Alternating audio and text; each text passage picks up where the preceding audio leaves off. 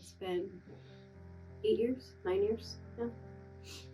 And yeah, the healing is it's incredible. It's not one of those, it isn't one of those situations where you ever fully get over. I mean, you always grieve, you always, but the healing is just the comfort, the peace that we have now in comparison, is day and night, for sure. My name is Mike. I go to Catalyst Church. Hi, I'm Portia. I go to Catalyst Church. And I'm living proof of what God can do. And I'm living proof of what God can do. We found out we were expecting our second child, so we were overjoyed, but there was this dark cloud kind of hovering over me, and I couldn't understand or get out of it. I was prayed, I did everything, and I did all the things, and I couldn't understand why I was feeling that way. And then, like I said, I'm pregnant, and then on top of it, it was a very hard pregnancy, so I was very sick. I was super, super sick. Just could barely move, sick some days. And anyways, one day I wake up, and something felt off. And moms sometimes kind of just have that intuition. And so I decided I wanted to make an appointment just to check on baby, make sure everything was okay, and get an ultrasound just for peace of mind. Mike was working. He had just started working as the manager at Maple Hills in Johnson, I think, at that point. Yeah. And he had just started. And he's usually that guy that's at every, prenatal appointment and all that stuff. But this time I got a hold of him to tell him about my concern. And he was like, oh, yeah, that's fine. If you just want for peace of mind. And neither of us were really concerned it was anything. And he was like, well, is it okay if I see if my mom can take you? Because I just can't get away from work. And I said, yeah, that's fine. And so my mother-in-law was able to come and pick me and Eva up. And she actually had my niece and nephew with her as well that were really young at the time. And so we went to Burlington, because that's where my OBGYN was, for me to do the ultrasound. And again, in my mind, I'm just, nothing's wrong. I'm just kind of doing it more for peace of mind type thing. And so, go into the exam room, they take the Doppler out and listening. She's not finding a heartbeat, which at that time I wasn't super concerned still, because that happens sometimes. You just can't find heartbeat sometimes. And so, a little bit goes by. She's still not able to find a heartbeat. And at that point, Eva actually started acting really strange. She didn't want the lady near my stomach. She was pushing her away. I was like, okay, calm down. And then I kind of started at that point getting a little anxious, because they still weren't, finding a heartbeat. And I tried to just tell myself, calm down, everything's fine, you're overreacting. So finally at that point, they said they needed to take me to an ultrasound room.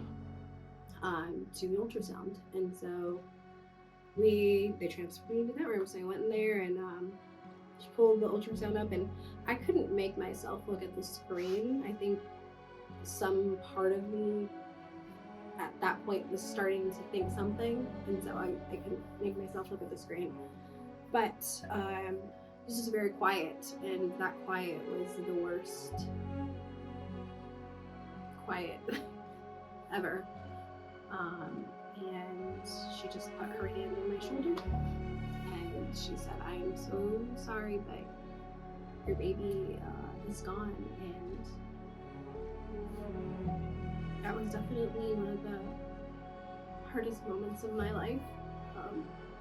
It was super surreal, because it was just like, how does that happen? I mean, you hear of it happening, but you don't think it's going to happen to you. I don't remember a lot of what happened after that. I know that she left the room at some point. Another doctor came back, I guess just to triple check and confirmed. And I just remember crying hysterically. My mother-in-law took Eva and the kids out of the room, because I was just hysterically crying. And they just left me alone after that, because I mean, what can you do? And so I was in the room alone, and I just got on my knees literally, and I started crying and begging God to breathe life back into my child. And I apologized for anything I did wrong. I apologized for being, depressed and detached. And maybe that was why, because in that moment, everything you go to, like, what did I do? I had to have done something. This has to be. It was hard. And so my mother-in-law called Mike, had to give him the news. She didn't call me. She didn't. What happened? How did you find out?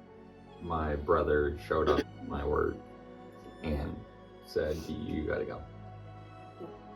We gotta go to Burlington and Portia needs you.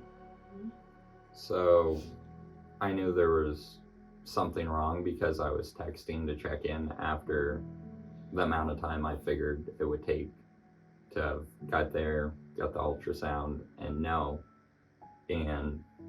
response. No response. And a couple hours that went by, I was trying to call my mom because Portia wasn't responding, and nothing, voicemail. And at that point I was pacing back and forth at work knowing something's wrong. Something's gotta be wrong. They wouldn't go that long with not getting a hold of me, not responding if everything was okay. And then I saw my brother pulling in his SUV and he came to the door and he's like, I need you to come with me. And I told an associate that wasn't even working that I need you to clock in, I gotta go. And I just left. And we were on our way there and he's like, I'm sorry, I don't know why. And I was like, why didn't someone call me sooner? And he's like, because we know you can't be driving right now. So my mom called me and it took me a while to get here. So the whole way there, I was asking why. In my head, why? What's the reason? Why has this happened to us? And I got what I would say was a word, and it was be there for her. And I knew I had to push aside how I was feeling to be there for Portia and be there for Eva. And I felt like I couldn't show how I was feeling to her because it was gonna make it harder on her. It was gonna make it so she couldn't feel like she could confide how she was feeling in me. And when we got there, they were in the parking lot in the car, and I just went up to Portia and hugged her, told her that I loved her, and we wound up taking my brother's car, and my mom and him took Eva with them, and we just went home. And after when we got home, we just sat, and I just remember holding her. So I just cried endlessly cried. And just felt like life would never be okay again. I don't even remember going to sleep that night. I don't think I did. Just cried all night. My body didn't miscarry, and so I had to have surgery, which I asked him to put me to sleep because I had the option to give birth, but I knew me, and I knew that I couldn't handle that emotionally, mentally, and so I just had them put me to sleep, and they did that, and I woke up and I remember being kind of in a half of dazed, and I just remember I kept asking for my baby. So, long story short, it was a very hard few weeks and then months even after that.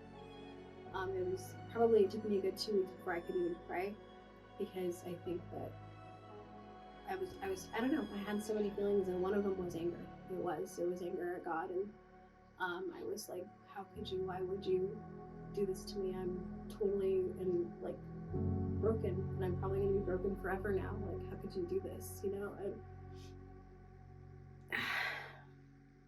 So I finally did. I prayed though, and when I prayed, he was there, like he always is, and he comforted me. He comforted me. And he said the right people at the right time and told me the words that I needed to hear. And a song would come on the radio that I needed to hear, the exact words. I felt him so.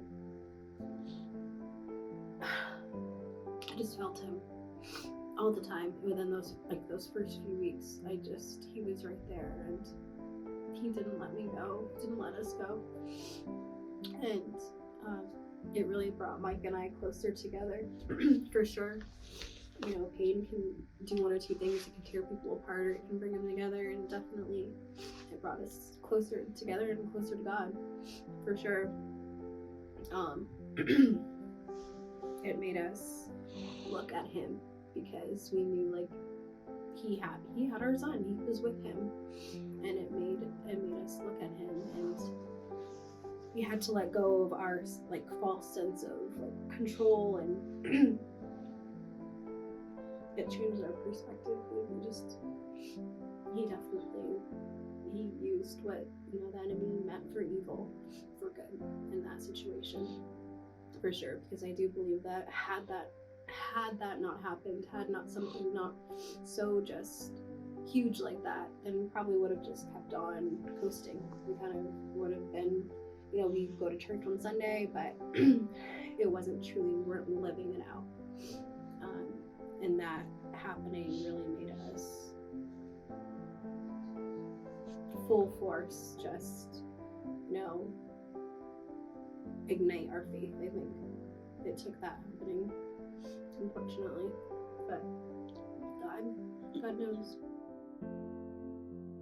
Before that, I didn't pray daily, and I wasn't praying specifically for Portia individually. And each day when I got up, I would pray for her to get through the day. I'd pray for something that would make her day less on her, less stress, just to try to be positive for her and just gain a word of what she needed when I got there. I felt that he consistently helped me with being able to, when I got home, be encouraging and try to be uplifting and the support that she needed. It was when Portia went in for the procedure that I literally was in the hospital and just dropped my knees and asked what it was I needed to do, what it was you want me to do to be able to get to my son one day.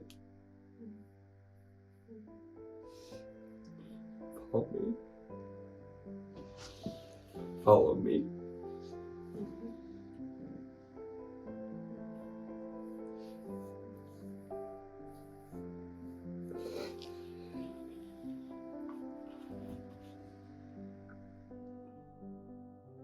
We got Ailey, you know, and she wouldn't be here had that not happened, because I actually ended up pregnant with her a few months after our loss, because And her birthday is the day off of the day we lost. She was born a year and a day to when we lost Miles. So God, he's so good. God, only he can do that, you know, and there's just no doubt in my mind that she was our rainbow after the storm. She, you know, God, he gives, he gives and he takes away, and that he blessed us with her after all of that. Because I remember afterwards I'm sure we wanted any more children, because we didn't want to ever feel that again. We didn't want to have to risk going through that ever again, feeling that pain. But as the couple of months went by, we both just we felt like God put on our hearts to try again, to not be afraid. He didn't want us living fear. He wanted to bless us, with more children, and we had to take a leap of faith with him, and we had to trust in him. And it wasn't easy. Like, it was a scary pregnancy for me, but God was good, and it was a healthy pregnancy, and we had Ailey. They said a year, a day off of when, we lost him. I kind of just had it in my head, I think, that maybe I wasn't gonna have a boy here on earth. And so I was kind of okay with that. And, I have a son in heaven. And, but, they're all right. And we're super blessed by him. And everything, and we're in a great place. We have a lot of growing to do faith-wise and all of that, but God is so good. Well, I think one struggle that people deal with that they don't realize is if they're apprehensive towards church, sometimes it could be because it is an attack from the enemy. But with being unaware of that can just seem like a reason or their purpose of why they don't. You know what I mean? Like, it's not. So, like you said before, oh, I'm just so bad, I can't go. There's nothing that you do that's so bad if you truly believe that you can't change. And it's not you that changes it. And this is my story. I'm living proof of God's faithfulness. And this is my story. I'm living proof that God is faithful.